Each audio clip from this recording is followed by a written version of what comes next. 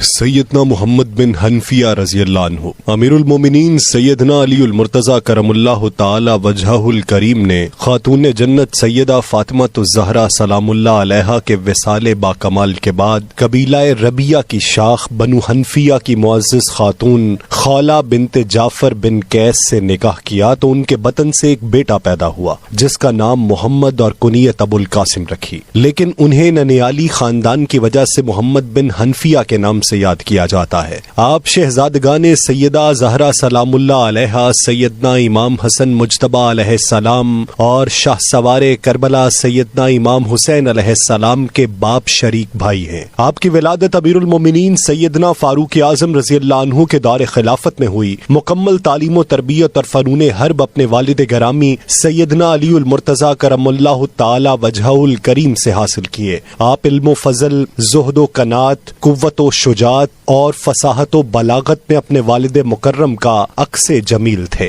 سیدنا علی المرتضی کرم اللہ تعالی وجہہ الکریم کو اپنے اس بیٹے کی شجاعت پر ہمیشہ ناز تھا۔ اس وجہ سے ہر مارکے میں سیدنا علی المرتضی کرم اللہ وجہہ الکریم آپ کو پیش رکھتے تھے۔ آپ کرم اللہ وجہہ الکریم اپنے اس شہزادے کے متعلق فرمایا کرتے، حسن و حسین علیہم السلام میری دونوں آنکھیں ہیں اور تم میرے قوت بازو ہو۔ آپ اپنے والد گرامی کی طرح دن میں میدان کارزار کے شاہ سوار اور رات کے اندھیروں میں ان کی طرح صاحب محراب تھے۔ آپ نے مدینہ منورہ میں وسیع پیمانے پر درس و تدریس کا سلسلہ شروع کیا۔ آپ کی نگاہ میں شہزادگان رسول سیدنا امام حسن اور سیدنا امام حسین علیہم السلام کی قدر و منزلت بہت بلند تھی۔ آپ اپنی والدہ ماجدہ کے بہت خدمت گزار تھے۔ خود اپنے ہاتھوں سے اپنی والدہ ماجدہ کے بالوں میں مہندی لگاتے اور کنگھا کرتے تھے۔ آپ نے سیدنا علی المرتضی کرم اللہ تعالی وجہہ الکریم سے کثیر احادیث روایت کی۔ آپ نے ماہ محرم الحرام 81 ہجری میں وصال پایا۔